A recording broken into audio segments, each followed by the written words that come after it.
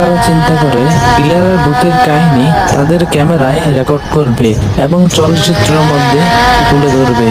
তারা ক্যামেরা এবং বহু সরঞ্জাম নিয়ে তাদের গ্রামে আসে এবং ইলারার কাহিনীগুলো রেকর্ড করে। তারা ইলারা এবং আত্মার সাথে গ্রামের গভীর সম্পর্ক আরো জানতে পারে।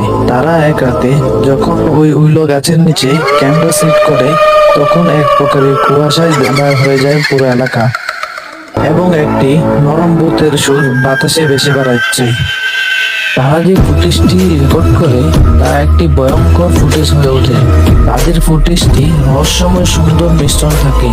তারা যে ভিডিওটি তৈরি করে তা বিশ্বের সাথে ইলারার ভূতের গল্পটি শেয়ার করে এবং সাংবাদিক থেকে তারা অনেক জনপ্রিয় হয়ে যায়। অনেক ভূতের গল্পের মতো ইলারার গল্পটি একটি দীর্ঘ প্রশ্ন রেখে যায়, সে কি সত্যি ইলারার ভূত ছিল নাকি গ্রামবাসীর কল্পনা?